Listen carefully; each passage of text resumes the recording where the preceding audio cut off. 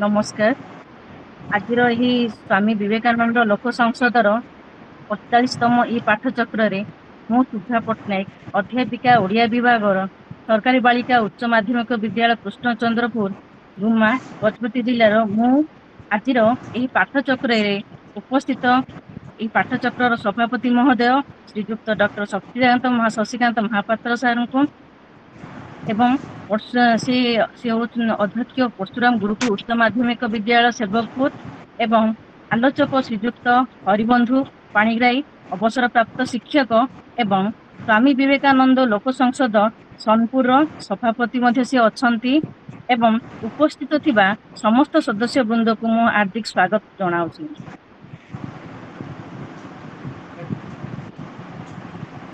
यह सहित जेकोसी समस्त शुभ कार्य आरंभ आम भगवान को प्रथम स्मरण करूँ तो मु सुश्री मनस्विनी महापात्र को अनुरोध कर शुद्ध तथा स्वरयुक्त मंत्र उच्चारण करवा हेबे। समस्तଙ୍କୁ प्रणाम। हरि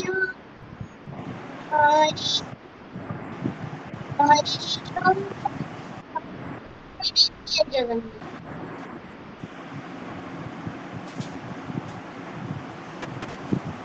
धन्यवाद माँ, तुम बहुत सुंदर मंत्र उच्चारण कल। जहा ओम ओंकार ध्वनि ही आमर समस्त देवता विद्यमान अछंती। तो मु वर्तमान झांसी राणी जे कि परशुराम गुरुकुल उच्च माध्यमिक विद्यालय छात्री मु अनुरोध करछि से विवेक वाणी पाठ करी। जय श्रीराम, जय जगन्नाथ। समस्त मोर प्रणाम। मु झांसी राणी बसुमती परशुराम गुरुकुल उच्च माध्यमिक विद्यालय द्वादश श्रेणी छात्री अटे। वर्तमान मु विवेक वाणी पाठ करिया जाऊँ। जैनिक व्यक्ति जीवन सारा गोटे हेले आध्यात्मिक शास्त्र पाठ करि नांती। से हुए तो केबे हेले कौनसी प्रकार ईश्वर रे विश्वास करि नांती एवं एबे मध्य करंती नाही। से हुए तो सारा जीवन रे थरे हेले ईश्वर निकट रे प्रार्थना मध्य करि नांती। किंतु जदि केवल सत्कर्मर शक्ति तांको एपरी अवस्था रे पहुंचाई दिए जोंटी से परार्थरे तांकर जीवन ओ जहा किछि अछि सब त्याग करिया पय उद्यत हुअंती। ताहेले बुझिबाकू हेबो जे ज्ञानी ज्ञान द्वारा एवं भक्त उपासना द्वारा जो अवस्था पहुंची पारती से मध्य सेहिठारे ही पहुंची अछंती। स्वामी विवेकानंद। जय जगन्नाथ। समस्त मोर प्रणाम। धन्यवाद। धन्यवाद झांसी, बहुत बहुत धन्यवाद। वर्तमान मु आमर आज पाठचक्र सभापति श्रीजुक्त डॉक्टर शशिकांत महापात्र सार को स्वागत अभिभाषण रखिया अनुरोध करुछु। धन्यवाद संयोजिका महोदय, शुभ्रा पट्टनायक मैडम महोदय, सुंदर भाव आप परिचालना करुछंती। आज जो आभासी पाठचक्र उपस्थित समस्त सुधीवृंद गुरुजन को मोर भूमिष्ठ प्रणाम। समस्त पाद पद्म मोर कोटि कोटि नमस्कार। आज जो आलोचना रही निश्चित रूपे ओडिशार कला संस्कृति परंपरा साहित्य ए दिगरे आलोचना करिवे एवं यही एक महान आलोचनार शीर्षक जी आलोचक रही सबुबेले आमे शुणी आसु सार को गीता सह प्रातः गीता सह जागरण प्रातः मु अनेक समय सार शुणी आसे। सार होउचंती हरिबंधु पाणिग्राही महोदय। सार अवसर प्राप्त शिक्षक अटंती, सभापति अटंती विचारधारा विभाग स्वामी विवेकानंद लोक संसद सोनपुर शाखार। सार जड़े उच्चकोटीर वक्ता, व्याख्याकार, समीक्षक एवं जड़े बाग्मी मध्य अटंती। तेबे आमे आउ समय को अतिबाहित न करी सारंकर श्रीमुखर आमे ओडिशार गाथा, ओडिशार परंपरा, ओडिशार संस्कृति विषय जानिबा। तेणु आमे आलोचक महोदय को सविनय अनुरोध करुछु, महोदय आपण निजर वक्तव्य उपस्थापन करंतु। सर धन्यवाद महापात्र बाबू। Am I audible? Sir am I audible sir, audible? Audible sir. हाँ ठीक है। डॉक्टर शशिकांत महापात्र सभापति आज कार्यक्रम संजय जी का श्रीमती शुभ्रा पट्टनायक एवं गजपति जिलार आजीवन सदस्य SBLS तथा राज्य कार्यकारिणी शंकरशरण बाबू मु फोटो देखा पाऊँ नमस्कार। चित्त बाबू को नमस्कार जी कि मत आज यही वक्तव्य देवाई अनुप्रेरित करते। आज मोर सौभाग्य जे गजपति जिलार यही स्वामी विवेकानंद लोक संसद सांध्यकालीन अधिवेशन रे किसी वक्तव्य रखापी मत कहुई। विषय वस्तु उपरे तो निश्चित भाव आप फ्लेक्स रे परिचित थे। एवं आज जो जिला कि दिने जो जिलार कि राजा कृष्णचंद्र गजपति देव ओडिशा गठन में मुख्य भूमिका ग्रहण करते, अग्रणी भूमिका ग्रहण करते, नमस्कार करी मोर वक्तव्य आरंभ करुच्ची। कहुए जे से 7 थर गोल टेबुल बैठक को जाते एवं ओडिशार दाबी उपस्थापन करते इंग्लैंड। से भाया व्यक्ति को आज मो नमस्कार करी मोर वक्तव्य आरंभ करुच्ची। आज आम देखा जे ओडिशा राज्यर असाधारण लोक मानकर अखंड इतिहासर वार्ता ख्रीष्टपूर्व बहु शताब्दी प्रवहमान हो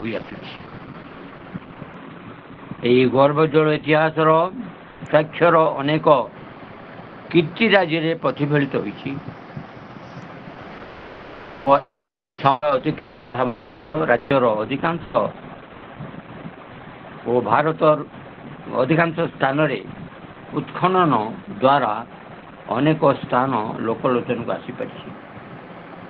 यही सब कीर्ति राज्यर जेकोसी मानर एक समृद्ध सभ्यतार अवस्थिति संपर्क में आम मान को अवगत कराई। एभली उन्नत और बन्यील संस्कृति क्वचित परिदृष्ट हुए। धर्म और दर्शन, आदिवासी और आर्य धर्म, बुद्ध जैन धर्म, इस्लाम और ख्रीष्ट धर्म आम इतिहास रे ये सब रही आसी। एवं आज पर्यंत एगुड़िक एकत्रित रही ए माटीर लोक मानकर धर्मीय सहिष्णुता विषय रे प्रमाणित करुच्ची। कला और स्थापत्य क्षेत्र में मंदिर गुड़िक मध्य शताब्दीर इतिहास बंची रही एवं ये जावत एगुड़िक स्थिति रूप प्रतिरूप भितर बंची रही जहाँकि पुरातन कलार पृष्ठपोषक मानकर वंशधर मान को जीविका निर्वाह करने पथ प्रदर्शन करिया संस्कृति और जगन्नाथ धर्म गोटे मुद्रार 2टी पार्श्व। तेणु ए पर्यंत ए धर्म को जगन्नाथ संस्कृति बोली कहले किसी अत्युक्ति हे ना। एथे बौद्ध जैन शैव शाक्त वैष्णव और शबर वनजातिर धार्मिक तत्व सबू सम्मिश्रण होती। शताब्दी धरी पूरी आकर्षित करिछि उत्तर और दक्षिण महापुरुष मानक। उत्तर महापुरुष मान मध्य महावीर, नानक, कवि, चैतन्य आदि पुरी को आसचंती दर्शन करिसेंती। दक्षिण आसचंती शंकराचार्य, रामानुज और नरहरि तीर्थ स्वामी। एवं आगुरु पूर्वरु कलिंग, उत्कल, उद्योदेश, कौशल, त्रिकलिंग एवं बहु नाम नामित थिला। एवं यही भूखंड पूर्व भारतर समस्त अंचल ठारू अधिक उन्नत थिला। आम देखा ଯେ ସର୍ବଭାରତୀୟ ସଂସ୍କୃତିର ମୁଖ୍ୟ ସ୍ରୋତ ମଧ୍ୟରେ ଶତାବ୍ଦୀ ଶତାବ୍ଦୀ ଧରି ଓଡ଼ିଶାର ସ୍ୱକୀୟ ସାଂସ୍କୃତିକ ପରିଚୟ ବଞ୍ଚାଇ ରଖିପାରିଛି। ଏହି ମାଟିକୁ ଆସିଛନ୍ତି ମରହଟା ଆସିଛନ୍ତି, ମୋଗଲ ଆସିଛନ୍ତି, ମୁସଲିମ ଆସିଛନ୍ତି, କିନ୍ତୁ ଏହି ସଂସ୍କୃତି ବଞ୍ଚି ରହିଛି, ଏପର୍ଯ୍ୟନ୍ତ ବଞ୍ଚି ରହିଛି। ସଂସ୍କୃତିର କୌଣସି ନଷ୍ଟ ବିନଷ୍ଟ ହୋଇପାରେ ନାହିଁ। ଏହାର ସାମୂହିକ ପ୍ରଥା ଓ ନୀତିବାଣୀ ଗୁଡ଼ିକ ଯେଉଁଟା କି ଆମେ ଦୈନନ୍ଦିନ ଜୀବନରେ ପାଳନ କରୁଛୁ, ସେଇଟା ପଞ୍ଜିକା ଉପରେ ପର୍ଯ୍ୟବେସିତ। ପର୍ବପର୍ବାଣୀର ତୀର୍ଥ, ଏହି ପର୍ବପର୍ବାଣୀର ଏକ ଲମ୍ବା ସୂଚୀ ଏହି ପଞ୍ଜିକାରେ ଦିଆଯାଏ। ଏଠାରେ ଈଶ୍ୱର ମାନବୀୟ ଓ ସେମାନେ ଜଗନ୍ନାଥ ଲିଙ୍ଗରାଜ ଭଳି ବୃହତ୍ ମନ୍ଦିରରେ ରୁହନ୍ତୁ ବା କ୍ଷୁଦ୍ର ପୀଠରେ ରୁହନ୍ତୁ, ସେମାନେ ପର୍ବପର୍ବାଣୀରେ ଭକ୍ତମାନଙ୍କ ସହିତ ଭେଟିବାକୁ ମନ୍ଦିରରୁ ବାହାରି ଆସନ୍ତି ବୋଲିକି ଲୋକମାନଙ୍କ ବିଶ୍ୱାସ ଅଛି। ଏଠାରେ ଥିବା ବହୁ ସଂଖ୍ୟାରେ ମନ୍ଦିର ସର୍ବସାଧାରଣଙ୍କର ଧର୍ମୀୟ ଭାବନାର ସଂକେତ ବହନ କରି ଯୁଗ ଯୁଗ ଧରି ଚାଲିଆସିଛି। ଯେଉଁମାନେ ବି ଏବେ am I audible, sir? Sir, audible, Sir, sir. am I Audible, audible? audible, sir. Audible, sir. Yes, yes, sir. Yes, sir. ଅତଏବ ଆମେ ଦେଖିବା ଯେ ଆମ ଦେଶର ଓଡ଼ିଶା ପ୍ରଦେଶର ଗଠନ ହେଲା ପୂର୍ବରୁ ଯେଉଁ ସଭ୍ୟତା ଗୁଡ଼ିକ ରହିଥିଲା, ଯେଉଁ ଭାବଧାରା, ଧର୍ମୀୟ ଭାବଧାରା ଗୁଡ଼ିକ ରହିଥିଲା, ସେଇଟା କୌଣସି ତାର ନଷ୍ଟର ଆଞ୍ଚ ମଧ୍ୟ ଆଣିପାରି ନାହାନ୍ତି କିଏ। ଆମେ ଦେଖିବା ଯେଉଁ ତାଳପତ୍ର ପୋଥି ଏବଂ ମନ୍ଦିର ଗାତ୍ରର ପ୍ରସ୍ତର ଖୋଦେଇରେ ପ୍ରଦର୍ଶନ ହୋଇଥିବା ବିଭିନ୍ନ ମନୋରଞ୍ଜନ ଯଥା ସଙ୍ଗୀତ, ନୃତ୍ୟ, ନାଟକ ଓ ସାହିତ୍ୟ ଉତ୍କର୍ଷତାର ଉଚ୍ଚକୋଟୀର ପରମ୍ପରାର ପ୍ରମାଣ ଦିଏ।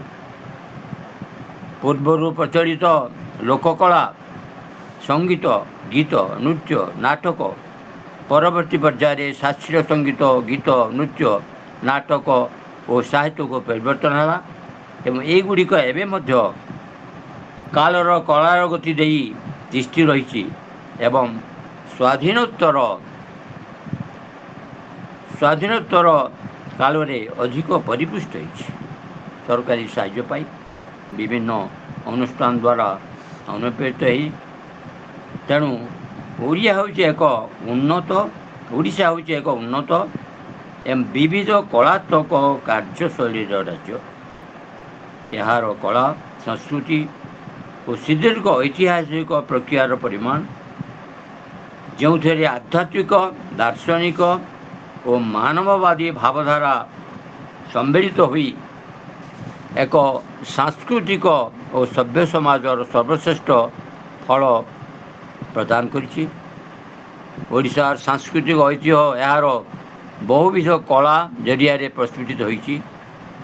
ଲୋକମାନଙ୍କର ସାମାଜିକ ଓ ଧାର୍ମିକ କାର୍ଯ୍ୟକଳାପରେ ସଂସ୍କୃତି ନୂତନ ଉଦ୍ଦୀପନା ଆଣେ। ଏହା ଦୈନନ୍ଦିନ ଜୀବନରେ ପ୍ରେରଣାର ଅନ୍ତଃସ୍ରୋତ ଭାବେ କାମ କରେ ଓ ମାନବୀୟ ସମ୍ପର୍କ ଓ ବିଶ୍ୱବ୍ୟାପୀ ଐକ୍ୟ ସ୍ଥାପନ କରିବାରେ ଏକ ଶକ୍ତିଶାଳୀ ସେତୁ ରୂପେ କାର୍ଯ୍ୟ କରେ। ଚିତ୍ରକଳା, ସ୍ଥାପତ୍ୟ, ଭାସ୍କର୍ଯ୍ୟ, ହସ୍ତକଳା, ସଙ୍ଗୀତ ଓ ନୃତ୍ୟ କ୍ଷେତ୍ରରେ ଓଡ଼ିଶାର ଏକ ସ୍ୱତନ୍ତ୍ର ପରମ୍ପରା ରହିଛି। ଓଡ଼ିଶା ଚିତ୍ରକଳାର 3 ଗୋଟି ସ୍ରୋତ ରହିଛି, ଯାହାର ସାମଗ୍ରିକ ଭାବେ ଏହାର ସ୍ୱତନ୍ତ୍ର ଦିଗ ପ୍ରଦର୍ଶିତ କରାଏ। ଏଗୁଡ଼ିକ ହେଉଛି ଜନଜାତି, ଲୋକକଳା ଏବଂ ଶାସ୍ତ୍ରୀୟ। ଏହି 3 ଗୋଟି ସ୍ରୋତ ମଧ୍ୟରେ ନିୟମିତ ଭାବେ ଚିନ୍ତାଧାରା ଆଦାନ ପ୍ରଦାନ ହୋଇଥାଏ ଏବଂ ଏହାଦ୍ୱାରା ଓଡ଼ିଶୀ କଳାର ଭଣ୍ଡାର ବୃଦ୍ଧିମନ୍ତ ହୋଇଥାଏ। ଓଡ଼ିଶା ଲୋକକଳା ଆମେ ଦେଖିବା ଯେ ଓଡ଼ିଶାର ଲୋକକଳା ସାମାଜିକ ଏବଂ ଧର୍ମୀୟ କାର୍ଯ୍ୟକଳାପ ଉପରେ ପର୍ଯ୍ୟବେସିତ। ଉଦାହରଣ ସ୍ୱରୂପ ମାର୍ଗଶିର ମାସରେ ମହିଳାମାନେ ମା ଲକ୍ଷ୍ମୀଙ୍କୁ ପୂଜା କରନ୍ତି।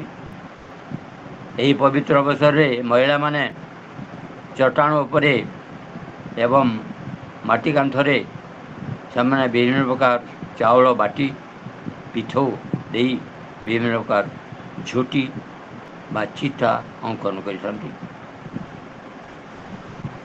ଆମେ ଦେଖିବା ଯେ ଆଜି ଏଗୁଡ଼ିକ ଝୋଟି ବା ଚିତା ବୋଲି କୁହାଯାଏ।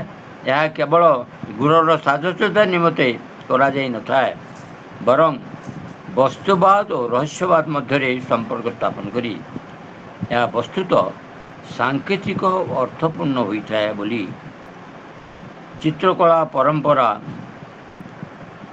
ଏବଂ ସେହି ପ୍ରାଚୀନ ସଂକେତ ନେଇ ଆଜି ଯାଏ ବଞ୍ଚି ରହିଛି।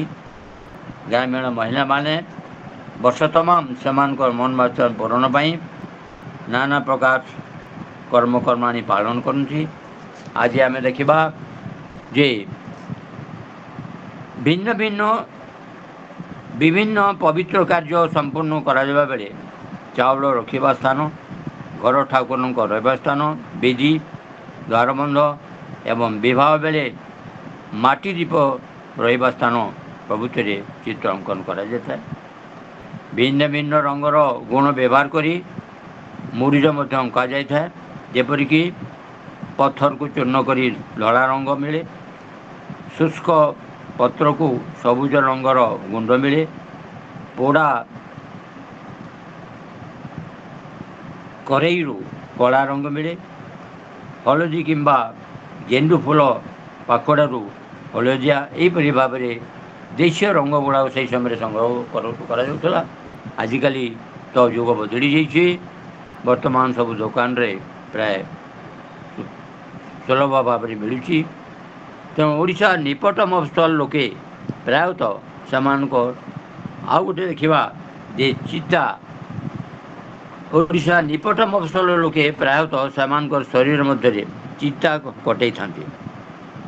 ଚିତା କଟାକୁ କଟେଇ ଚିତା ମଧ୍ୟ କୁହାଯାଏ ଏବଂ ଛୁଞ୍ଚିରେ କଳା ରଙ୍ଗ ବ୍ୟବହାର କରି ଚର୍ମ ଉପରେ ଫୁଟାଇ ତାକୁ ଚିତା କୁହାଯାଏ। ସ୍ତ୍ରୀ ଲୋକ ଶରୀରରେ ଚିତା କଟାଇ ପବିତ୍ର ଭାବେ ଗ୍ରହଣ କରିଥାନ୍ତି। ଆଉ ଗୋଟେ ଦେଖିବା ଯେ ବିଶେଷ ଭାବରେ ଏ ବିଷୟରେ ଆଲୋଚନା କରିବା ବହୁତ ଅଛି। ଆଉ ଗୋଟେ ଦେଖିବା ଆଦିବାସୀ ଚିତ୍ରକଳା। ଓଡ଼ିଶାର ଏକ ସମୃଦ୍ଧ ଆଦିବାସୀ ସଂସ୍କୃତି ରହିଛି। ସଉରା, କନ୍ଧ ଓ ସାନ୍ତାଳମାନେ ସେମାନଙ୍କ ଗୃହକୁ ବିଭିନ୍ନ ପ୍ରକାର ଫୁଲ, ପକ୍ଷୀ ଏବଂ ଜ୍ୟାମିତିକ ଡିଜାଇନରେ ସଜାନ୍ତି। ସୌରା ଚିତ୍ରକଳା ଧର୍ମୀୟ ବିଶ୍ୱାସ ଦ୍ୱାରା ଅଙ୍ଗାଙ୍ଗୀ ଭାବେ ଜଡ଼ିତ। ଭୂତପ୍ରେତ ଓ କ୍ଷୁଦ୍ର ଦେବତାମାନଙ୍କୁ ସନ୍ତୁଷ୍ଟ କରିବା ନିମନ୍ତେ ଏହି ଚିତ୍ରକଳା ଅଭିପ୍ରେତ। ପଶୁବଳି ସମୟରେ ସୌରାମାନେ ସେମାନଙ୍କୁ କାନ୍ଥରେ ଅଙ୍କନ କରନ୍ତି। ଏହି ଚିତ୍ରକଳା ବିଷୟବସ୍ତୁ ସାଧାରଣତଃ ସ୍ୱପ୍ନ ଉପରେ ଆଧାରିତ। ଅନେକ ପ୍ରକାର ବସ୍ତୁ ଯେମିତିକି ପାଇନା ଠାରୁ ଆରମ୍ଭ କରି ସାଇକେଲ ପର୍ଯ୍ୟନ୍ତ ଆଧୁନିକ ସୌରା ଚିତ୍ରକଳାରେ ସ୍ଥାନିତ ହୋଇଥାଏ। ଆଉ ଗୋଟେ ଦେଖିବା ପ୍ରସ୍ତର କଳା।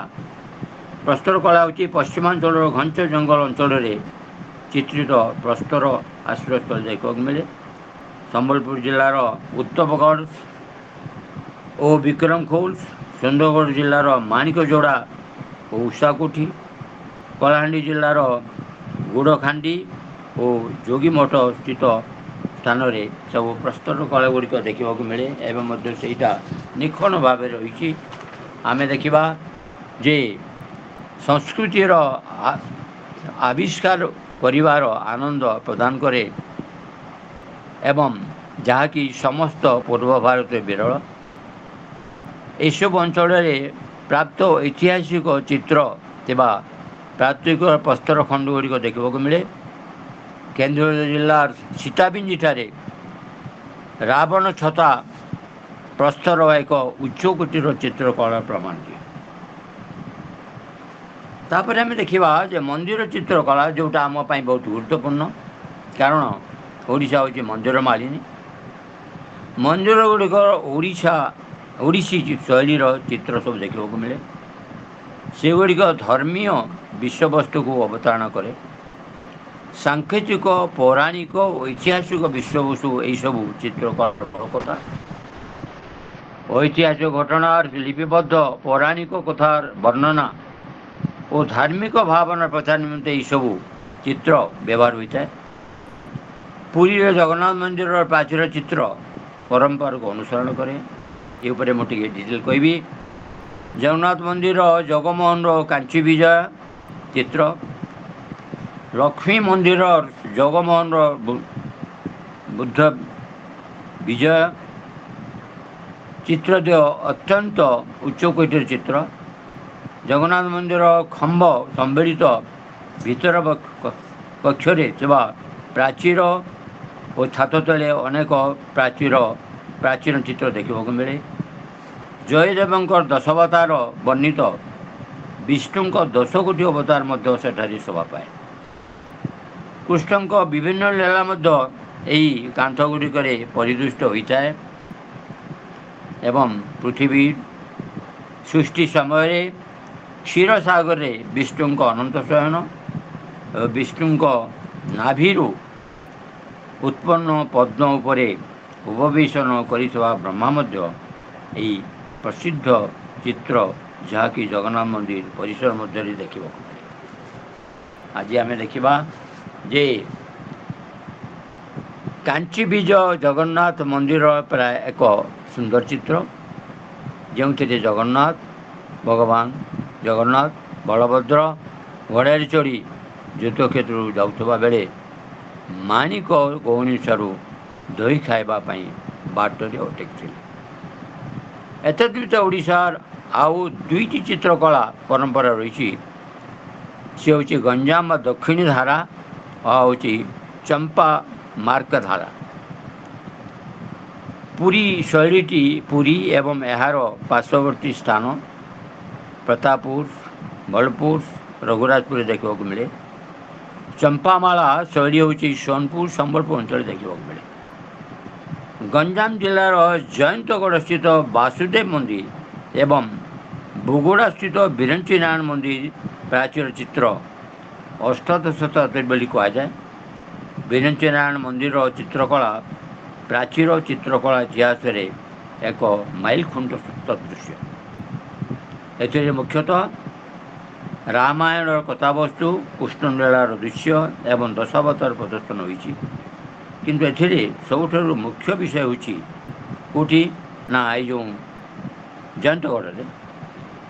ଏଥିରେ ସବୁଠୁ ମୁଖ୍ୟ ବିଷୟ ହେଉଛି ଯେ ଲକ୍ଷ୍ମଣ ଓ ଜାମ୍ବବାନ, ରାବଣ ଓ ଚିତ୍ରକୂଟରେ ରାମ ଏବଂ ସୀତା ଏବଂ ରାମ ରାବଣ ଯୁଦ୍ଧ, ଏହିସବୁ ଚିତ୍ରକଳାରେ ନାଟକୀୟ ତତ୍ତ୍ୱ ଅଧିକ ଭାବରେ ରହିଛି ଓ ମାନବୀୟ ଚିତ୍ର ଅତ୍ୟନ୍ତ ସୁଲଳିତ ଭାବରେ ଚିତ୍ରିତ ହୋଇଛି। ଆମେ ଦେଖିବା ଯେ ଏଇ ଯେଉଁ ଚିତ୍ରଗୁଡ଼ିକ ଓଡ଼ିଶାର ଅଧିକାଂଶ, ବିଶେଷତଃ ପୁରୀର ଯେଉଁ ମଠ ଓ ମନ୍ଦିର ଚିତ୍ରକଳା 19ଶ ଶତାବ୍ଦୀ ହୋଇଥିବାର ପ୍ରମାଣ ମିଳେ। ପୁରୀର ଏମାର ମଠ, ବଡ଼ ଓଡ଼ିଆ ମଠ ଏବଂ ଓଡ଼ଗାଁର ରଘୁନାଥ ମନ୍ଦିରର ପ୍ରାଚୀର ଚିତ୍ରଗୁଡ଼ିକ ରହିଛି। ପୁରୀର ଗଙ୍ଗାମାତା ମଠ ଓ ଗୁଣ୍ଡିଚା ମନ୍ଦିର ଏବଂ ଶ୍ରୀ କାଳିକା ମନ୍ଦିର, ବେଲଗୁଣ୍ଠାର ନୃସିଂହନାଥ ମନ୍ଦିର, ଏହି ମନ୍ଦିର ଗୁଡ଼ାକ ମଧ୍ୟ ଯେଉଁ ଚିତ୍ରକଳା ସେଇଟା ଆକର୍ଷଣୀୟ ଏବଂ ଏପର୍ଯ୍ୟନ୍ତ ସେଇଟା ନିଖୁଣ ଭାବରେ ରହିପାରିଛି। ତେଣୁ ଏହି ଚିତ୍ରଗୁଡ଼ିକ ବ୍ୟତୀତ ଅନ୍ୟ କେତେକ ପ୍ରାଚୀନ ଚିତ୍ରକଳା ଓ ସଂଗ୍ରହାଳୟ ଗୁଡ଼ିକ ମଧ୍ୟ ସଂଗୃହୀତ ହୋଇଛି। କଲିକତା ବିଶ୍ୱବିଦ୍ୟାଳୟର ଆଶୁତୋଷ ସଂଗ୍ରହାଳୟରେ ଏକ ଚିତ୍ରକଳା ରହିଛି, ଯେଉଁଥିରେ ଓଡ଼ିଶାର ଜଣେ ରାଜା ଏକ ମୁସଲମାନ ଦୂତକୁ ପାଛୋଟି ନେଉଛନ୍ତି ଏବଂ ମଧ୍ୟ ସେଇଟା ଦେଖିବାକୁ ମିଳେ। ଆମେ ଦେଖିବା ଯେ ଆଜି ଓଡ଼ିଶାର ଯେଉଁ ସଂସ୍କୃତି, ଏହି ମହାନ ସଂସ୍କୃତି ନିଶ୍ଚିତ ଭାବରେ ଆମ ପାଇଁ ପ୍ରେରଣାଦାୟକ। ଯେଉଁ ଆଉ ଗୋଟେ ଦିଗକୁ ମୁଁ ଆସିବି, ସେଇଟା ହେଉଛି ସ୍ଥାପତ୍ୟ ଓ ଭାସ୍କର୍ଯ୍ୟ। ପ୍ରାକ୍ ଐତିହାସିକ କାଳରୁ ଆରମ୍ଭ କରି 16ଶ ଶତାବ୍ଦୀ ମଧ୍ୟଭାଗରେ ମୁସଲମାନ ରାଜତ୍ୱ ଶେଷ ପର୍ଯ୍ୟନ୍ତ ଜୌଗଠାରେ ହୋଇଥିବା ଭୂକମ୍ପର ଭୂଖନନ ଓଡ଼ିଶାର ଏକ ବହୁତ ଗୁଡ଼ିଏ ପ୍ରାଗୈତିହାସିକ ଯୁଗର ସଭ୍ୟତା ଗଢ଼ି ଉଠିଥିବାର ପ୍ରମାଣ ଦିଏ। ଖ୍ରୀଷ୍ଟପୂର୍ବ ପ୍ରଥମ ଶତାବ୍ଦୀରେ ନିର୍ମିତ ଖଣ୍ଡଗିରି ଓ ଉଦୟଗିରିର ଗୁମ୍ଫାଗୁଡ଼ିକ ଓଡ଼ିଶାର ଗୁମ୍ଫା ସ୍ଥାପତ୍ୟର ବଳିଷ୍ଠ ପ୍ରମାଣ ଦିଏ। ସମ୍ରାଟ ଖାରବେଳଙ୍କର ଆଦେଶ ଅନୁସାରେ ଜୈନମୁନିଙ୍କ ପାଇଁ ବଡ଼ ବଡ଼ ପ୍ରସ୍ତର ଖଣ୍ଡକୁ କଟାଯାଇ ଗୁମ୍ଫାଗୁଡ଼ିକ ନିର୍ମାଣ କରାଯାଇଥିଲା। ଉଦୟଗିରି ସମୁଦାୟ 8ଟି ଗୁମ୍ଫା ଓ ଖଣ୍ଡଗିରି 15ଟି ଗୁମ୍ଫା ରହିଛି। ଗୁମ୍ଫାଗୁଡ଼ିକ ସ୍ଥାପତ୍ୟର ଡିଜାଇନ ମାନ ରହିଛି। ଉଦୟଗିରିର ରାଣୀ ଗୁମ୍ଫା ଗୋଟିଏ ଦ୍ୱିତଳ ଢାଞ୍ଚା ଏବଂ ଏଥିରେ ଉଚ୍ଚକୋଟୀର ଭାସ୍କର୍ଯ୍ୟ ରହିଛି। ଗୁମ୍ଫାଗୁଡ଼ିକର ଏକ ଏବଂ ଏକାଧିକ କୋଠରୀ ରହିଛି ଏବଂ କେତେକ ଗୁମ୍ଫାର ସମ୍ମୁଖ ଭାଗରେ ସ୍ତମ୍ଭ ଥାଇ ବାରଣ୍ଡା ମଧ୍ୟ ରହିଛି। କଳା ଓ ସ୍ଥାପତ୍ୟ କ୍ଷେତ୍ରରେ ଓଡ଼ିଶାର କଳା ଓ ସ୍ଥାପତ୍ୟ ବିକାଶ କ୍ଷେତ୍ରରେ ଜୈନ ଧର୍ମ ଭଳି ବୌଦ୍ଧ ଧର୍ମ ମଧ୍ୟ ପ୍ରେରଣା ଯୋଗାଇଥିଲା। ବୌଦ୍ଧ ଧର୍ମର ପ୍ରଚାର ପ୍ରସାର ନିମିତ୍ତ ସମ୍ରାଟ ଅଶୋକ ସମସ୍ତ ଶାସନ କାଳକୁ ନିୟୋଜିତ କରିଥିଲେ। ଓଡ଼ିଶାର ମୁଖ୍ୟ ଶିଳାଲେଖ ମଧ୍ୟରୁ ଆମ୍ଭେମାନେ ଧଉଳି ଏବଂ ଜୌଗଡ଼ଠାରେ 2 ଗୋଟି ଲେଖା ଦେଖିବାକୁ ପାଉଁ। ରତ୍ନଗିରିଠାରେ ପ୍ରତ୍ନତାତ୍ତ୍ୱିକ ଉତ୍ଖନନ ପରେ ଗୋଟିଏ ମୁଖ୍ୟ ସ୍ତୂପ, 2ଟି ବିହାର ଏବଂ ବୁଦ୍ଧ ମୂର୍ତ୍ତି ଥାଇ 8 ଗୋଟି ମନ୍ଦିର ଅବଶେଷ ଲୋକଲୋଚନକୁ ଆସିଛି। ଅତএବ ଦେଖିବା ଆମେ ଯେ ଯେଉଁ ମନ୍ଦିର ସ୍ଥାପତ୍ୟ ଗୁଡ଼ିକ ଭିତରେ ଓଡ଼ିଶାର ସ୍ଥାପତ୍ୟର ସର୍ବୋତ୍ତମ ପରିପ୍ରକାଶ ଘଟିଥିଲା। ସେଥିମଧ୍ୟରୁ କେତେକ ଦେଶ ଭିତରେ ଥିବା ମନୋରମ ମନ୍ଦିରମାନଙ୍କ ଭିତରେ ଅନ୍ୟତମ। ଏହି ମନ୍ଦିର ଗୁଡ଼ିକ ମଧ୍ୟରୁ 3 ଗୋଟି ବହୁତ ଖ୍ୟାତି ଲାଭ କରିଛି। ସେ ହେଉଛି ଭୁବନେଶ୍ୱରର ଲିଙ୍ଗରାଜ ମନ୍ଦିର, ଯେଉଁଟା 11 ଶତାବ୍ଦୀରେ ତିଆରି ହୋଇଥିଲା, 11 ଶତାବ୍ଦୀରେ। ପୁରୀସ୍ଥିତ ଜଗନ୍ନାଥ ମନ୍ଦିର, ଯେଉଁଟା 12 ଶତାବ୍ଦୀରେ ତିଆରି ହୋଇଥିଲା ଓ କୋଣାର୍କର ସୂର୍ଯ୍ୟ ମନ୍ଦିର, ଯେଉଁଟା 13 ଶତାବ୍ଦୀରେ ତିଆରି ହୋଇଥିଲା। ଏକ ସ୍ୱତନ୍ତ୍ର ଶୈଳୀ ସ୍ଥାପତ୍ୟ ଏହି ମନ୍ଦିରମାନଙ୍କରେ ଆମେ ଦେଖିବାକୁ ପାଉଁ। ମନ୍ଦିର ନିର୍ମାଣର ଯୋଜନା, ଉତ୍ତୋଳନ ଏବଂ ସୌନ୍ଦର୍ଯ୍ୟବୋଧର ଧାରା ଅତ୍ୟନ୍ତ ଉଚ୍ଚକୋଟୀର ଓ ଉଲ୍ଲେଖନୀୟ। ଏହି ପ୍ରକାର ମନ୍ଦିର ନିର୍ମାଣ ଶୈଳୀରେ ମୁଖ୍ୟତଃ 2ଟି ଭାଗ ରହିଛି। ମୁଖ୍ୟ ମନ୍ଦିର ବା ପୀଠ, ଏଟା ସମ୍ମୁଖ ଭାଗ ମଣ୍ଡପ ଆଉ ଗୋଟେ, ଏବଂ ଆମେ ଦେଖିବା ଯେ ଯେଉଁମାନେ ଭକ୍ତମାନଙ୍କ ସମାଗମ, ଏଇଠାରେ ଭକ୍ତମାନଙ୍କ ସମାଗମ ହୋଇଥାଏ। ଆଗରେ ମଧ୍ୟ ଯାହା କରାହୋଇଥାଏ। ବର୍ଗକ୍ଷେତ୍ରୀୟ ଭିତ୍ତିଭୂମି ଉପରେ ବକ୍ରାକାରରେ ଥିବା ଅତିରିକ୍ତ ଚୂଡ଼ା ଉପରେ ନିର୍ମିତ ମୁଖ୍ୟ ଦେଉଳକୁ ରେଖା ଦେଉଳ କୁହାଯାଏ। ସମ୍ମୁଖ ଭାଗଟି ଆୟତକ୍ଷେତ୍ର ଭିତ୍ତି ଉପରେ ନିର୍ମିତ ଏବଂ ଏହା ଏକ ପୀଢ଼ ଦେଉଳ ଏବଂ ଏହାର ଛାତ ଉପରେ ପୀଢ଼ ଗୁଡ଼ିକ ଥାଏ, ଯାହାକି ଆନୁଭୂମିକ ପ୍ଲାଟଫର୍ମ ରୂପେ ପଛକୁ ଗୋଡ଼ାଣିଆ ହୋଇ ରହିଥାଏ ଏବଂ ପିରାମିଡ଼ ଭଳି ସଂରଚନା ହୋଇଥାଏ।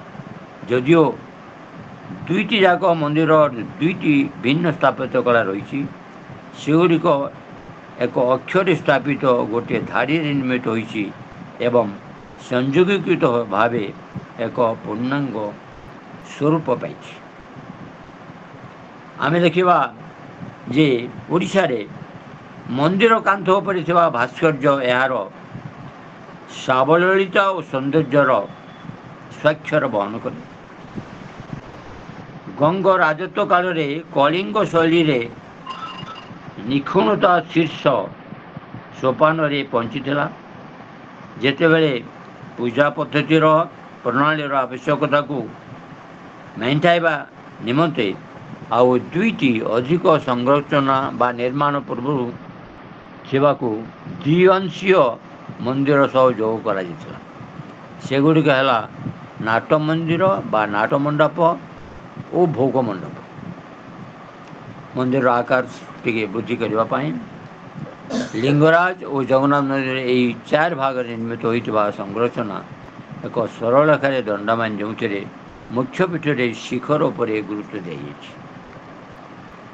7ମ ଓ 16 ଶତାବ୍ଦୀ ମଧ୍ୟରେ ଓଡ଼ିଶାରେ ମନ୍ଦିର ନିର୍ମାଣ କାର୍ଯ୍ୟ ଅବିରତ ଭାବେ ଚାଲୁ ରହିଥିଲା ଏବଂ ଏହି ସମୟରେ ରାଜ୍ୟର ବିଭିନ୍ନ ଧାର୍ମିକ ସମ୍ପ୍ରଦାୟର ଶାସନ ଚାଲୁଥିବାରୁ ମନ୍ଦିର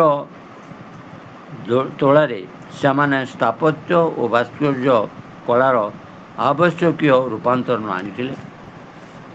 ଭୁବନେଶ୍ୱର ଚୈତାଳ ମନ୍ଦିର ଏବଂ ପ୍ରାଚ୍ୟ ଉପତ୍ୟକାରେ ଥିବା 84ର ବରାହ ମନ୍ଦିର ଥିବା ଅର୍ଦ୍ଧସ୍ତମ୍ଭାକାର ବିଶିଷ୍ଟ ଛାତ ଏକ ଭିନ୍ନ ଶ୍ରେଣୀର ମନ୍ଦିରର ଆଭାସ ଦିଏ।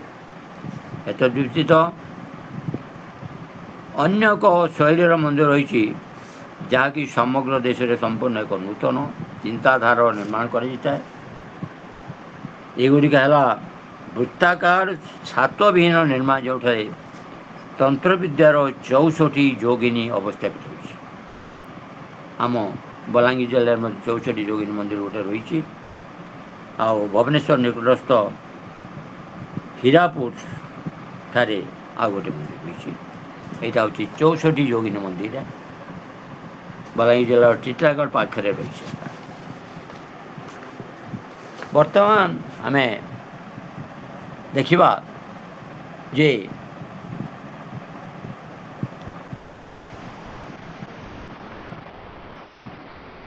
ଅନେକ ସମୟରେ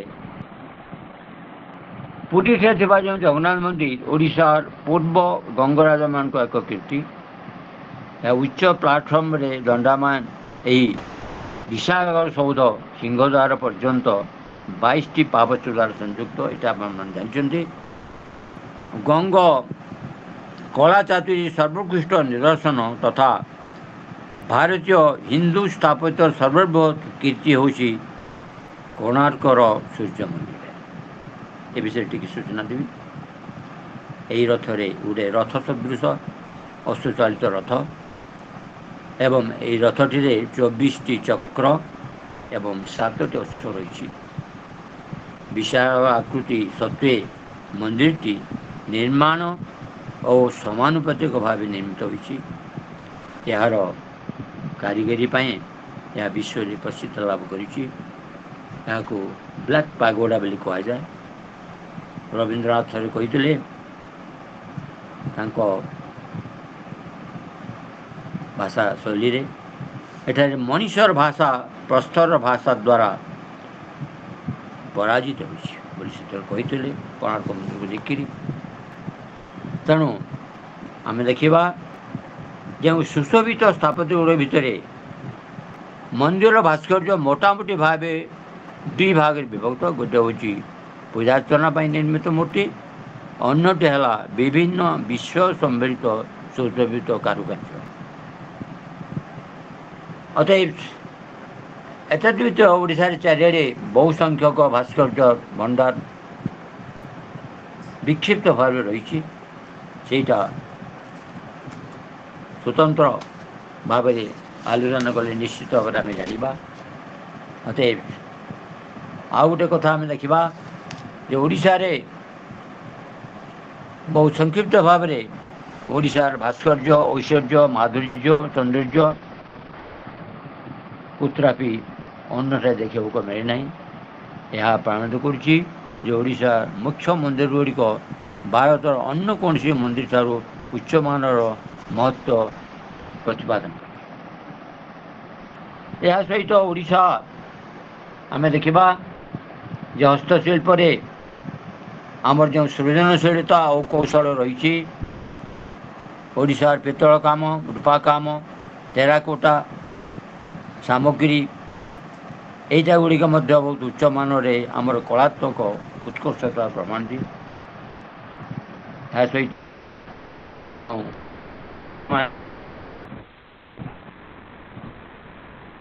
ଉପରେ ଦେଇ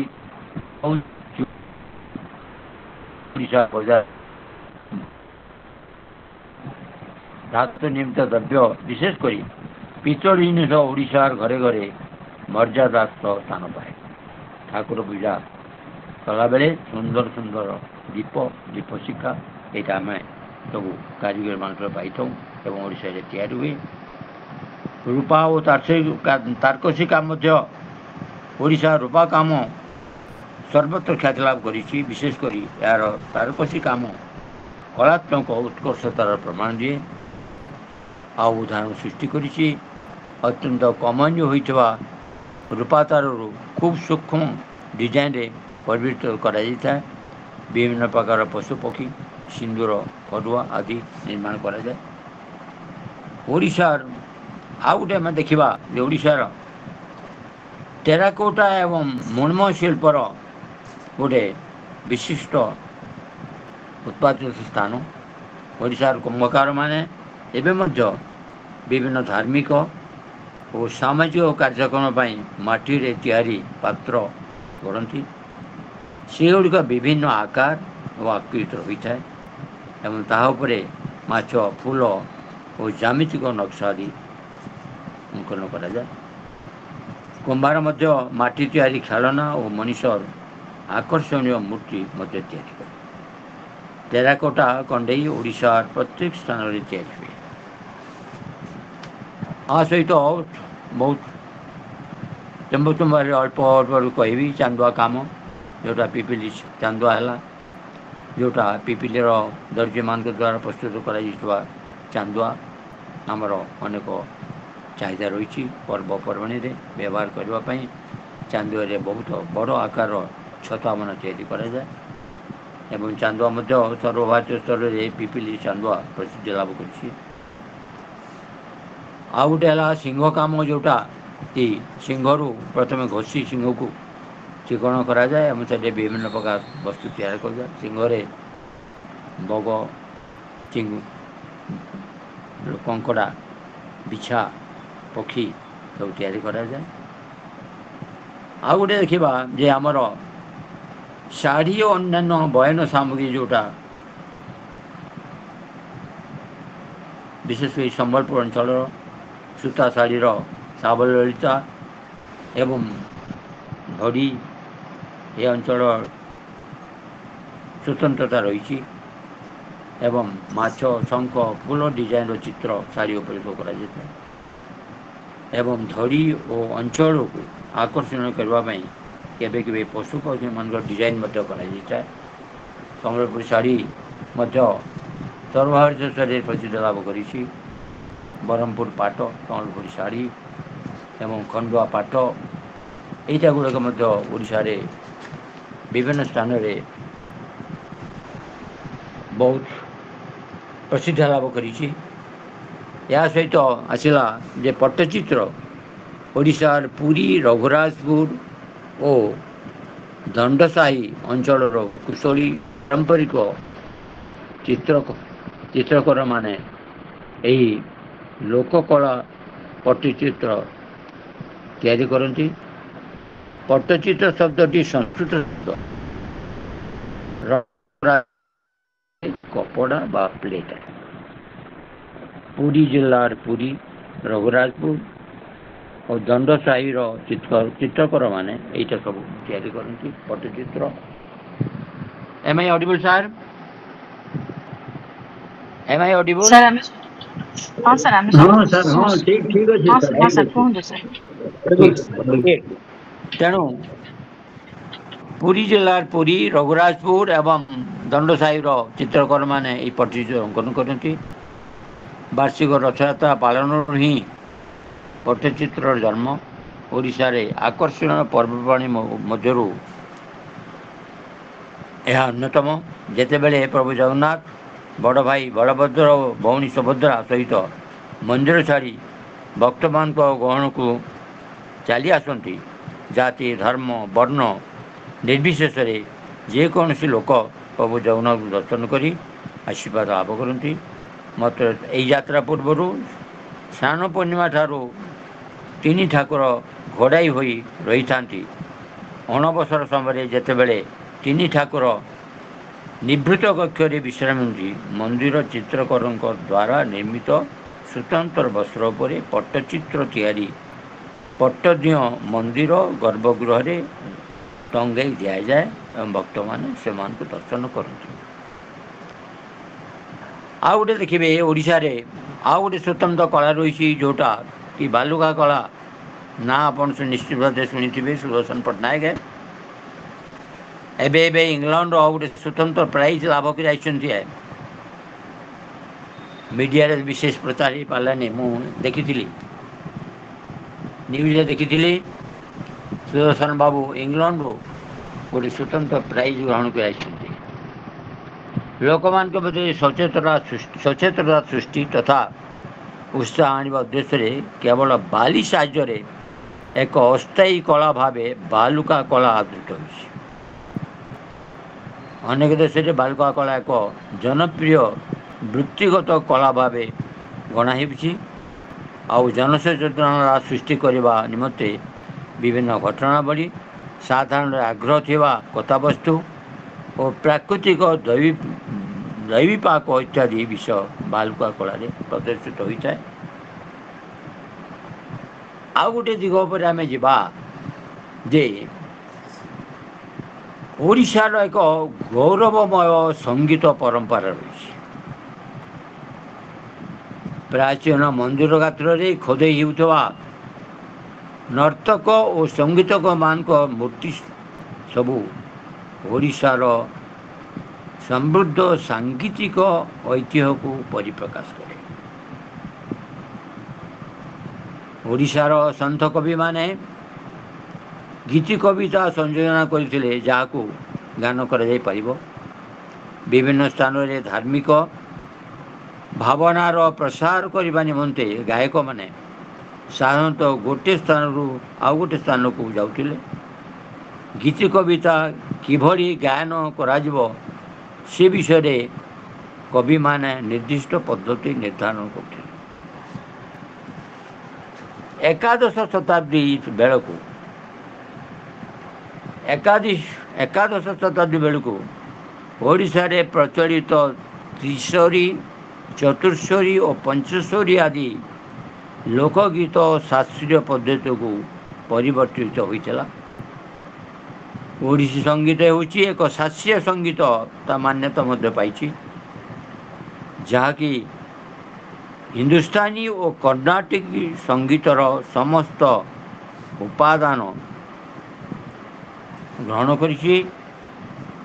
ओडिशार प्रथम कवि जयदेव जे कि यही गीत को गायन करने रचना करथिले एवं गीतर शब्द सबू सांगीतिक थिला।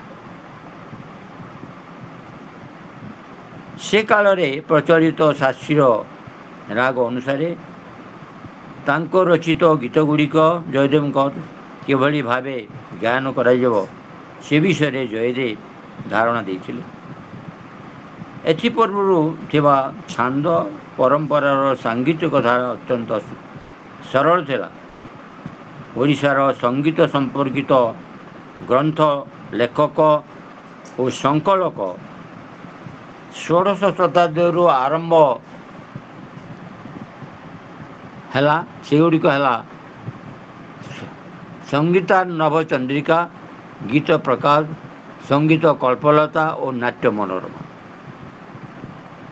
साधारणतः आम देखा जे चार गोटी श्रेणीर संगीत यथा ध्रुवपद, चित्रपद, चित्रकला और पांचालू समाहारे ओडिसी संगीत सृष्टि जोटा संगीतज्ञ मैंने विशेष भाव आप बुझे पारे।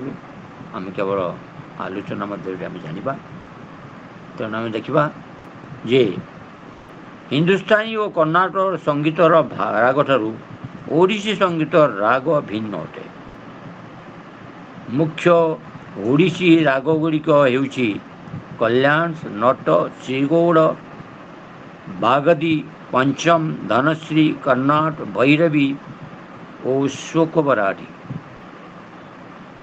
ହିନ୍ଦୁସ୍ତାନୀ ଓ କର୍ଣ୍ଣାଟକ ଶୈଳୀ ସହ ତୁଳନା କଲେ ଆମେ ଦେଖୁଁ ଯେ ଓଡ଼ିଶୀ ସଙ୍ଗୀତର ବ୍ୟାକରଣ, ତାର ଅଳଙ୍କାର ଏବଂ ପଦ ସଂଯୋଜନ ନିଶ୍ଚିତ ଭାବରେ ଉଚ୍ଚକୋଟୀର ଏବଂ ଆଧୁନିକ ସମୟରେ ଓଡ଼ିଶାର ସଙ୍ଗୀତର ମହାନ ବ୍ୟାଖ୍ୟାକାର ମାନେ ହେଲେ ସିଙ୍ଗାର ଶ୍ୟାମ ସୁନ୍ଦର କର, ମାର୍କଣ୍ଡେୟ ମହାପାତ୍ର, କାଶୀନାଥ ପୂଜା ପଣ୍ଡା ଏବଂ ବାଳକୃଷ୍ଣ ଦାସ। ସ୍ୱନାମଧନ୍ୟ ଶାସ୍ତ୍ରୀୟ ସଙ୍ଗୀତମାନଙ୍କ ମଧ୍ୟରେ ସୁନନ୍ଦା ପଟ୍ଟନାୟକ ମଧ୍ୟ ଅନ୍ୟତମ। ସେ ଆଉ ନାହାନ୍ତି, ଚାଲିଗଲେଣି। ଆଉ ଗୋଟେ ଯୋଉକୁ ଆମେ ଦେଖିବା ଯେ ଭାରତ ସମୃଦ୍ଧ ପରମ୍ପରା ଭିତରୁ ଓଡ଼ିଶାର ସମୃଦ୍ଧ ପରମ୍ପରା ଭିତରୁ ହେଉଛି ଓଡ଼ିଶାର ନୃତ୍ୟ। ଛଉ ଏକ ପ୍ରାଚୀନ ନୃତ୍ୟ କଳା। ଏହାର ସୃଷ୍ଟି ଓଡ଼ିଆ ପାଇକ ଯୋଦ୍ଧାମାନଙ୍କୁ ନକଲି ଯୁଦ୍ଧ ଖେଳରୁ ଏଇଟା, ଯେଉଁମାନେ କି ଦେଶୀୟ ସଙ୍ଗୀତ ବାଦ୍ୟଯନ୍ତ୍ରର ତାଳେ ତାଳେ ଲଢ଼େଇ ଅଭ୍ୟାସ କରୁଥିଲେ। ଯୁଦ୍ଧ କରୁନଥିଲେ, କେବଳ ଗୋଟେ ଛଳନା କରୁଥିଲେ, ଯେ ଖେଳ। ଆଜିକାଲିର ଉଚ୍ଚକୋଟୀର ଛଉ ନୃତ୍ୟ ଭରତ ମୁନିଙ୍କ ନାଟ୍ୟଶାସ୍ତ୍ର ଓ ନନ୍ଦିକେଶ୍ୱରଙ୍କର ଅଭିନୟ ଦର୍ପଣର ମୂଳତତ୍ତ୍ୱ ଉପରେ ପର୍ଯ୍ୟବେସିତ। ଏହି ନୃତ୍ୟକଳା କ୍ରମଶଃ ଧର୍ମ ସହିତ ଜଡ଼ିତ ହେଲା। ଛଉ ନୃତ୍ୟ କରୁଥିବା ବ୍ୟକ୍ତି ତାଣ୍ଡବ ଶୈଳୀର ଇଷ୍ଟଦେବ ଶିବ ଓ ହାସ୍ୟ ଶୈଳୀର ଇଷ୍ଟଦେବୀ ପାର୍ବତୀଙ୍କୁ ପୂଜା କରିଥାନ୍ତି। ଛଉ ନୃତ୍ୟ କଲାବେଳେ ନର୍ତ୍ତକ ବିଶ୍ରାମ ସମୟରେ ଆଣ୍ଠୁ ଭାଙ୍ଗି ଗୋଡ଼ରେ ବର୍ଗାକାର ଆକୃତି ସୃଷ୍ଟି କରେ। ଦକ୍ଷିଣ ହସ୍ତ ଉପରକୁ ଟେକି ବାମ ହସ୍ତ ତଳ ଆଡ଼କୁ ଝୁଲାଇଲା ବେଳେ ଉଭୟ ପାର୍ଶ୍ୱର କହୁଣୀ ପାଖରେ ସମକୋଣ ସୃଷ୍ଟି କରେ। ଆମେ ଦେଖିବା ନୃତ୍ୟଟି ଆଉ ଗୋଟେ ହେଲା ଯେ ଆଉ ଗୋଟେ ହେଉଛି ପାଇକ ନୃତ୍ୟ। ପାଇକ ନୃତ୍ୟ ପ୍ରାଚୀନ ଓଡ଼ିଶାର ଏକ ପ୍ରକାର ସାମରିକ ନୃତ୍ୟ କଳା। ପ୍ରାଚୀନ ଓଡ଼ିଶାର ସାମରିକ ବାହିନୀର ମୁଖ୍ୟ ଯୋଦ୍ଧା ଶ୍ରେଣୀ ପାଇକମାନଙ୍କ ମଧ୍ୟରେ ଏଇଟା ଅଭ୍ୟାସ କରାଯାଉଥିଲା ଏବଂ କଳାରେ ଇଚ୍ଛାରେ ସୈନ୍ୟମାନଙ୍କ ଦୁର୍ଦ୍ଦର୍ଶ ଭାବ ପ୍ରକାଶ ପାଉଥିଲା। କୌତୁହଳ ବିଷୟ ଏହିକି ଯେ ଏହି ଶବ୍ଦଟି ସଂସ୍କୃତ ଏକ ପଦାତିକରୁ ଆନିତ, ଯାହାର ଅର୍ଥ ହେଲା ପଦାତିକ ବାହିନୀ। ଓଡ଼ିଶାର ଏକ ଲୋକନୃତ୍ୟ, ଓଡ଼ିଶାର ଏହି ଲୋକନୃତ୍ୟ ଖୋର୍ଦ୍ଧା ଏବଂ ପୁରୀର ଅନେକ ପାଇକ ଗ୍ରାମରେ ପ୍ରଦର୍ଶିତ ହୋଇଥାଏ।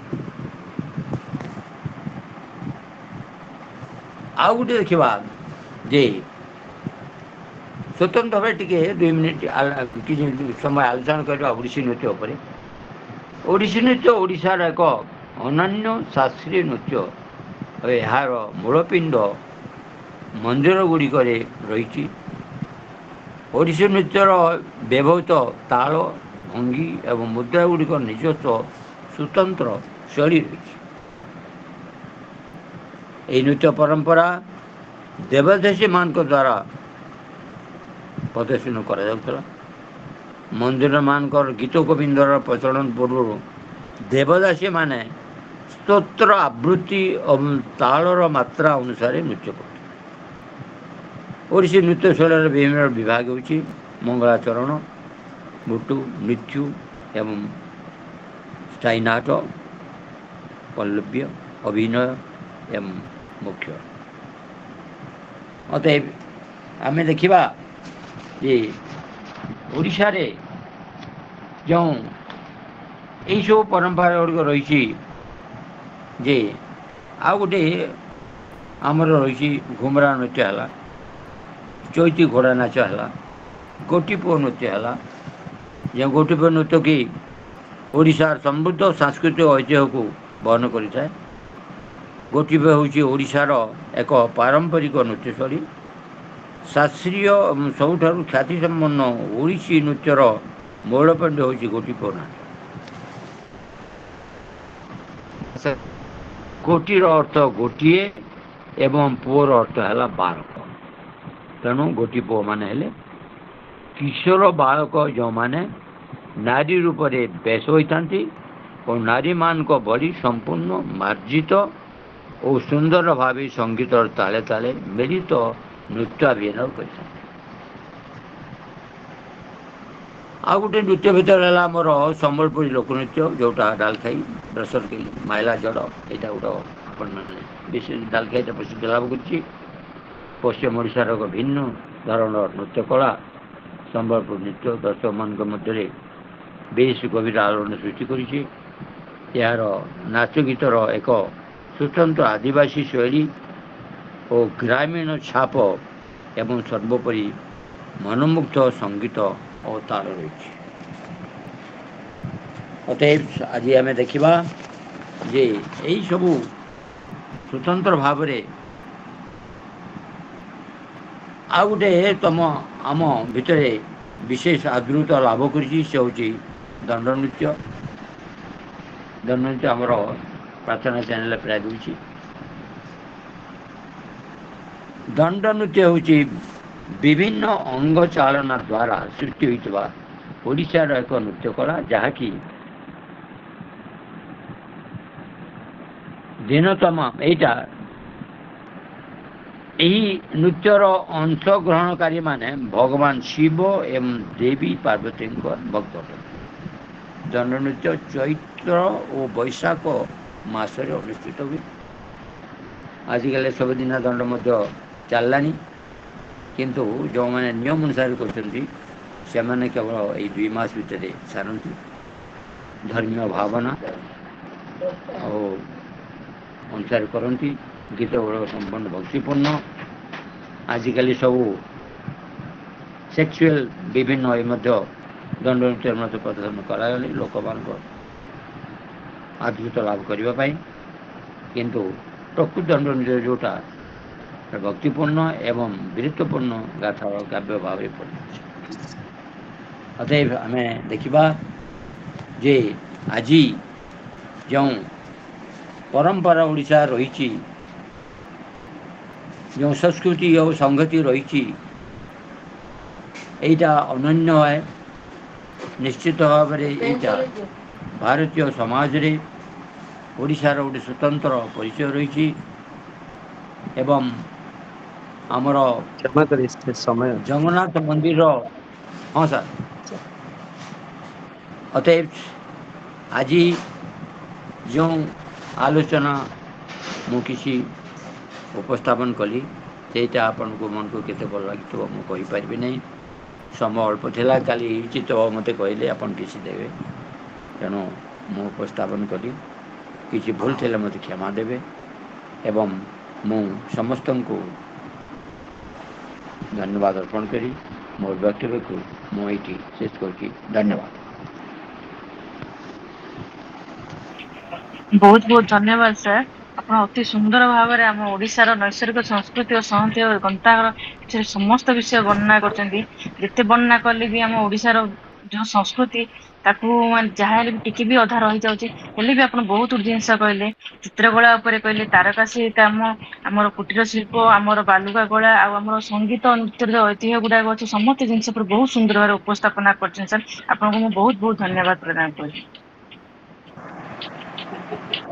ବର୍ତ୍ତମାନ ମୁଁ ଆମର ଏଇ ପାଠଚକ୍ର ସଭାପତି ମହୋଦୟଙ୍କୁ ଅନୁରୋଧ କରୁଛି ସେ ଟିକେ ସଂକ୍ଷିପ୍ତ ଟିପ୍ପଣୀ ପ୍ରଦାନ କରିବା ହେଲେ। ଟିକେ ପ୍ରଶ୍ନ ଉତ୍ତର କାର୍ଯ୍ୟକ୍ରମ ରହିଛି ମ୍ୟାଡ଼ାମ। ଟିକେ ଭୁଲିଲେ ସାର୍, ଟିକେ ଭୁଲିଲେ। ହଁ, ଆଜି ଯାହା ଆପଣ ମାନେ ସମସ୍ତେ ଶୁଣିଲେ, ତ ସାରଙ୍କୁ ମଧ୍ୟ ଆପଣ ମାନେ ସମସ୍ତେ ପ୍ରଶ୍ନ ପଚାରି ପାରିବେ।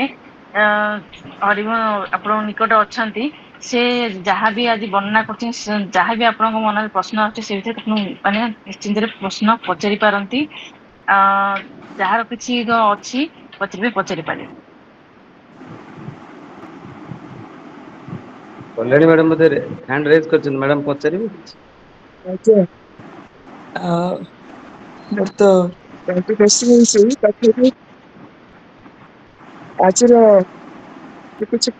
ମୋର କିଛି ପ୍ରଶ୍ନ ନାହିଁ, ଖାଲି ଗୋଟେ ମତାମତ ଥିଲା। ପ୍ରଥମେ ତ ମୁଁ ହରିବନ୍ଧୁ ପାଣିଗ୍ରାହୀ ଆଜ୍ଞାକୁ ଜୁହାର କରୁଛି ସମ୍ବଲପୁର ଜିଲ୍ଲାରେ।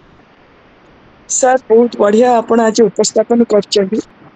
କିନ୍ତୁ ଗଜପତିର ଯେହେତୁ ଆମର ଆଜି ଥିଲା ବିଚାରଧାରା ଆଉ ମନ୍ଦିରରୁ ଆରମ୍ଭ କରିକି କାରୁକାର୍ଯ୍ୟ ତାର ଭାସ୍କର୍ଯ୍ୟ ଏବଂ ଓଡିଶୀ ନୃତ୍ୟ ଏବଂ ନୃତ୍ୟ ଶୈଳୀ ତାର ଯୋଉ ସାବଳୀଳତା ତାର ଯୋଉ ମାନେ ପରମ୍ପରା ଉପରେ ଆପଣ ଆଲୋଚନା କଲେ।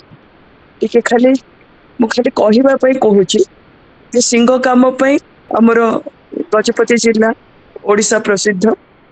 ଏବଂ ଆଜି ବି ପାଇକ ଆଖଡା ଏଠି ହଉଛି। ପାରମ୍ପରିକ ରୀତିରେ ବିଭିନ୍ନ ପର୍ବପର୍ବାଣୀରେ ଯାନି ଯାତ୍ରାରେ ଉତ୍ସବ ମହୋତ୍ସବରେ ପାଇକ ଆଖଡାଟାକୁ ଏଠି ପାଳନ କରାଯାଉଛି। ଆଜ୍ଞା ହଁ ଆଉ ଯୋଉ ହଁ ହଁ ସଙ୍ଗୀତ ମ୍ୟାଡ଼ାମ୍ ଓଡିଶୀ ଶୁଭୁଛି ଓଡିଶୀ ହଁ ସଙ୍ଗୀତର ଶୁଣୁଛି ଯୋଉ ଆଜ୍ଞା ଓଡିଶୀ ସଙ୍ଗୀତର ଯୋଉ ପାରମ୍ପରିକ ପରମ୍ପରା ଯୋଉଟା ଆରମ୍ଭ ହେଇଛି ସେଇଟା ଗବେଷଣା କରିକି ଜଣା ଯାଇଛି ଯେ ପାରଳାଖେମୁଣ୍ଡିରୁ ଆରମ୍ଭ ହେଇଛି। ଯୋଉ ହିନ୍ଦୁସ୍ତାନୀ ଆଉ ଆଚ୍ଛା ଠିକ୍ ହଁ କର୍ଣ୍ଣାଟକୀର ଏକ ମିଶ୍ରଣ ଶୈଳୀ ଯୋଉଟା ଆମର କଟକୀ ନାଗର ଶ୍ରୀକୁର୍ମମରୁ ଆରମ୍ଭ ହେଇଛି ସାର୍। ତ ହଁ ମ୍ୟାଡ଼ାମ୍ ହଁ ଏଇ ଉଦାହରଣ ଟିକେ ଆମେ ପାଇଥିଲେ ବହୁତ ଖୁସି ହେଇଥାନ୍ତୁ କିନ୍ତୁ ମୁଁ ଆଚ୍ଛା କିଛି ଠିକ୍ ଅନୁଶୋଚନା ଅଛି ନାହିଁ। ଆଜ୍ଞା ଆଚ୍ଛା ଆଜ୍ଞା ଠିକ୍ ଅଛି ବହୁତ ଖୁସି ହଁ ଠିକ୍ ଲାଗିଲା ଅଛି ଯେ ହଁ ଆମର ଠିକ୍ ଅଛି ସଂସ୍କୃତି ଯାହା ଅଛି ମନ୍ଦିର ଆଚ୍ଛା ପରମ୍ପରାକୁ ନେଇକି ନୃତ୍ୟ ପରମ୍ପରାକୁ ନେଇକି ପଟ୍ଟଚିତ୍ର ପରମ୍ପରାକୁ ନେଇକି ବହୁତ ସୁନ୍ଦର ଆଲୋଚନା ହେଲା ବହୁତ ଖୁସି ଲାଗିଲା ସାର୍ ବହୁତ ବହୁତ ଧନ୍ୟବାଦ। ହଉ ଧନ୍ୟବାଦ ସାର୍ ଧନ୍ୟବାଦ ଠିକ୍ ଅଛି ଆଜ୍ଞା। ଠିକ୍ ଅଛି ସାର୍ ପ୍ରଣାମ। ସାର୍ ସାର୍ ପ୍ରଣାମ ମୁଁ ସୁରେଶ କହୁଥିଲି। ସାର୍ ମୋର ଗୋଟେ ଖାଲି କହିବାର ଥିଲା ଆପଣ ବହୁତ ହଁ ସୁନ୍ଦର ସାର୍ ଉପସ୍ଥାପନ କଲେ। ବହୁତ ଜିନିଷ ହଁ ଆମେ ସାର୍ ଜାଣିପାରିଲୁ ଆଉ ହଁ ସାର୍ ଆମର ଯେତିକି ଲୁପ୍ତ କଳା ଯୋଉ ଲୁଚି ହଁ ଯାଇଛି କିମ୍ବା ଲୁଚିବା ପାଇଁ ବସିଛି ସେଗୁଡାକର ଯଦି ଆପଣଙ୍କର ବ୍ୟାଖ୍ୟା ଟିକେ କରିଥାନ୍ତେ ଯୋଉଗୁଡାକ ଲୁପ୍ତ ହେଇକି ଆସୁଛି ଏ ଲୁପ୍ତ ହଁ ହେଇଯାଉଛି ହଁ ଆଉ ହଁ ତାକୁ ହଁ ଯଦି ଆମେ କେମିତି ପୁନରୁଦ୍ଧାର କରିପାରିବା ତାହେଲେ ଆମେ ହଁ ସାର୍ ବୋଧେ ଆମର ସଂସ୍କୃତି ଟାକୁ ବ୍ୟାପକ କରିପାରିବା।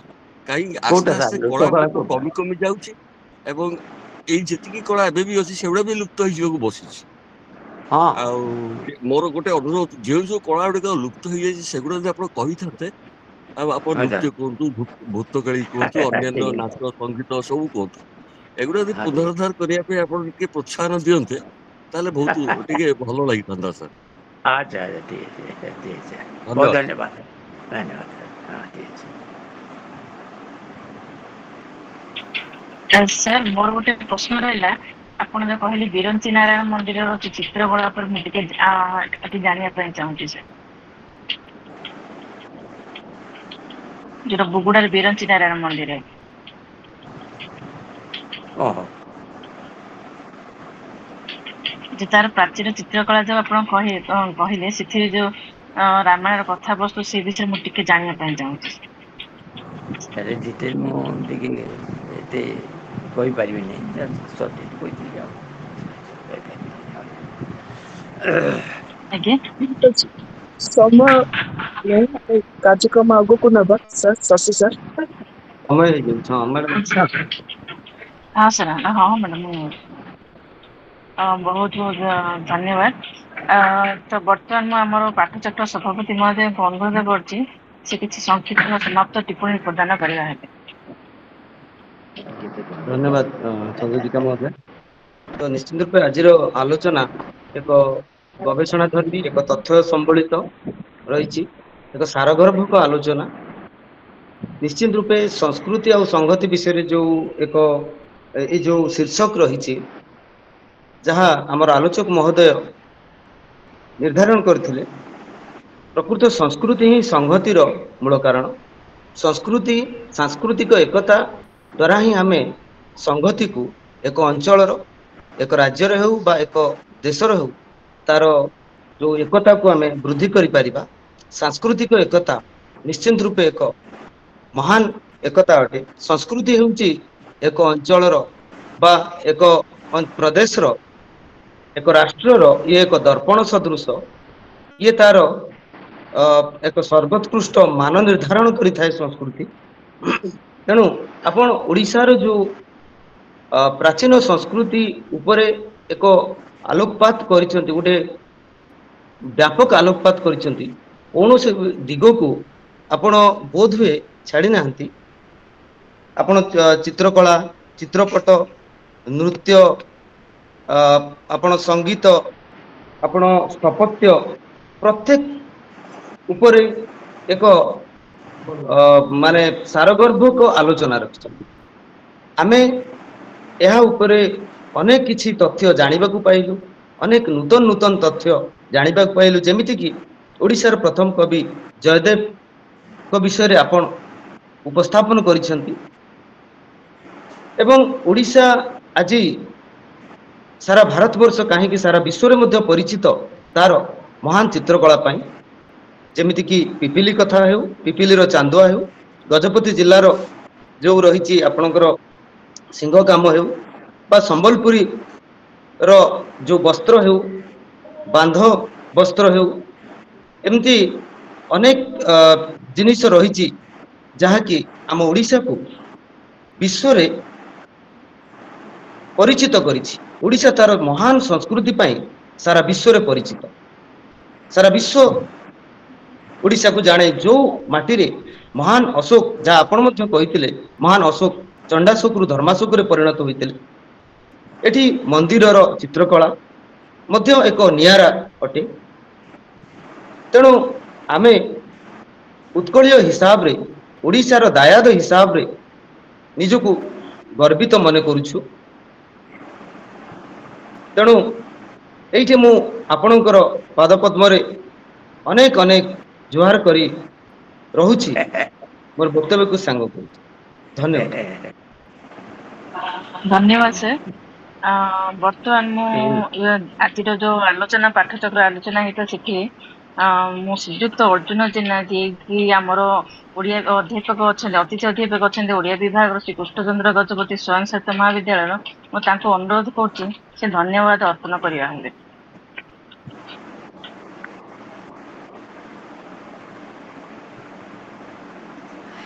अर्जुन सर आप शुणी party Arjun sir Arjun sir ना मनुष्य नमस्कार अर्जुन सर अच्छा अर्जुन सर अच्छा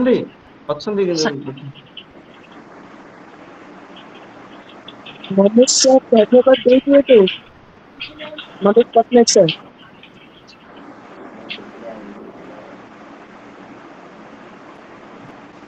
नमस्कार शुभ संध्या समस्त को शुभेच्छा आज 48तम